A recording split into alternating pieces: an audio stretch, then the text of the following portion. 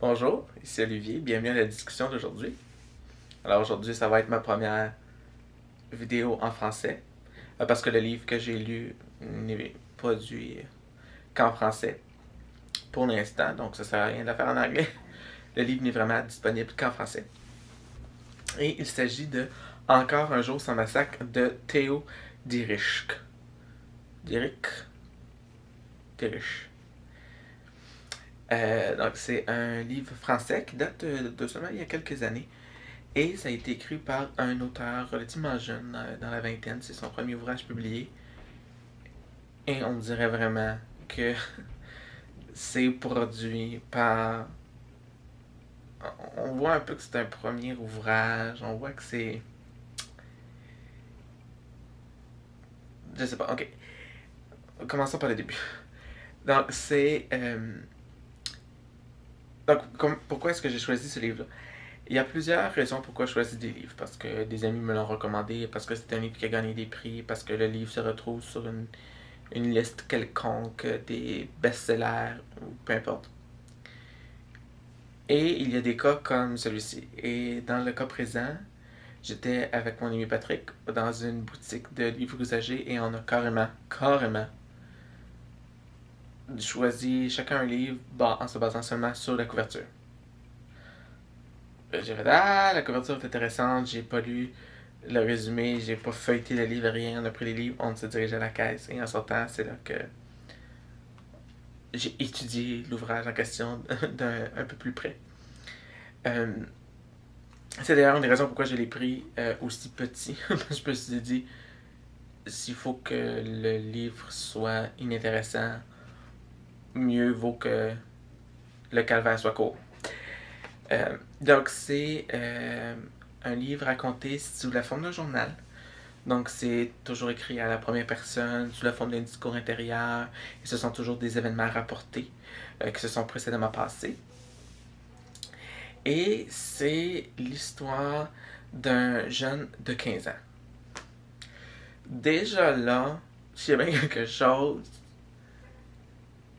qui m'intéresse peu, ou pour lequel j'ai peu d'intérêt et de patience, c'est bien les déboires et les angoisses de la jeunesse adolescente.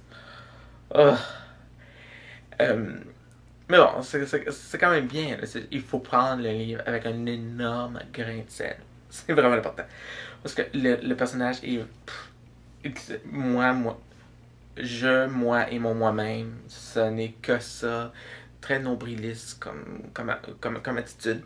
Le livre commence, il veut se débarrasser de son meilleur ami parce que son meilleur ami n'a pas reconnu que c'était lui qui avait la supériorité intellectuelle et que blablabla. Bla, bla. Alors il se met à la recherche d'un autre ami, il trouve personne de mieux, donc finalement redevient ami avec cet ex-ami-là en question.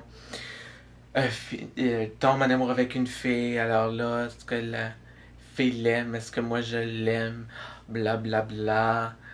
Mais là, la fille parle trop et elle devrait reconnaître qu'en tant que femme, elle ne se doit d'être belle et se taire et de reconnaître,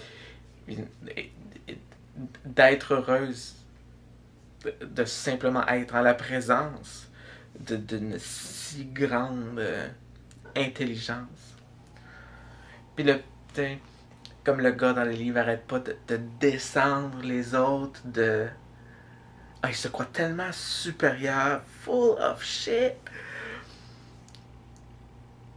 Je veux dire, je me rappelle un peu comment est-ce qu'on est quand on est adolescent.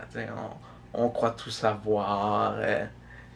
J'ai 26 ans et j'en ai beau avoir que 26 ans, j'ai assez de maturité et de sagesse pour reconnaître et savoir que à 15 ans, tu connais rien de la vie. Qu'est-ce que tu connais de la vie? Rien. Rien. Tu connais... Oh, mais c'est de le voir aller, de... Oh!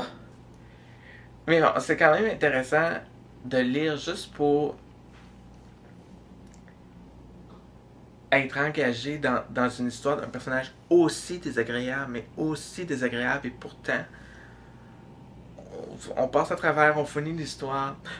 Comme j'ai dit, c'est pas long, j'aurais jamais lu 500 pages sur un tel personnage. En fait, j'aurais même pas lu 200 pages sur le personnage comme vous voyez, il y a combien de pages? 87. Et c'est pas une de plus. Et c'est tant mieux comme ça. Euh, et c'est ça. Comme l'auteur, en plus, a comme voulu faire un lien avec les tueries qu'on retrouve dans les écoles. Donc, entre autres, dans le livre, on parle de Bowling for Columbine. Et bon, il y a eu des fusillades de la part d'étudiants dans un milieu scolaire, un peu partout et à travers les années. Donc, en fait, c'est vraiment méchant, là, de ma part.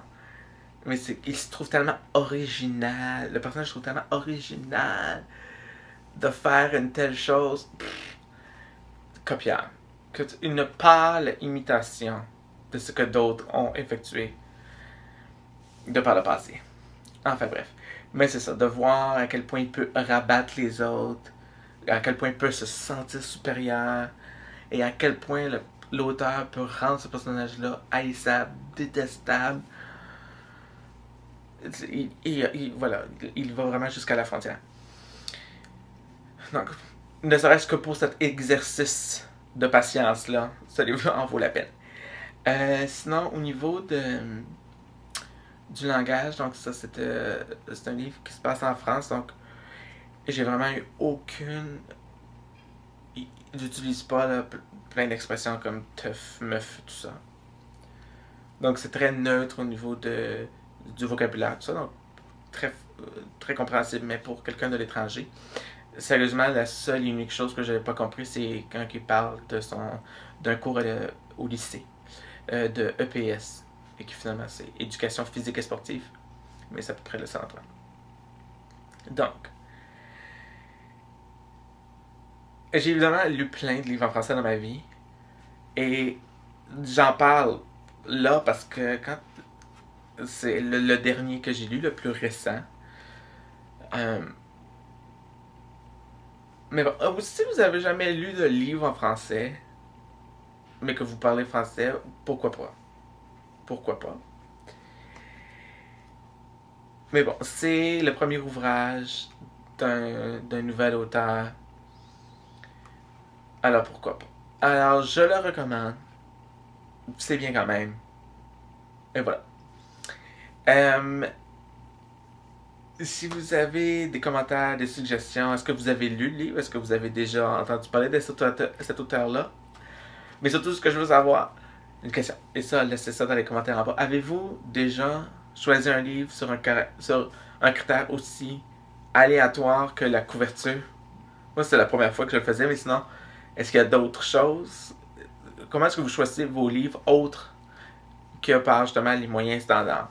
Quels sont vos trucs inusités pour choisir des livres? Vous pouvez laisser des commentaires. Sinon, je vous invite à vous abonner à ma chaîne. Vous pouvez également aller voir ma page Facebook. J'ai également un compte sur Twitter.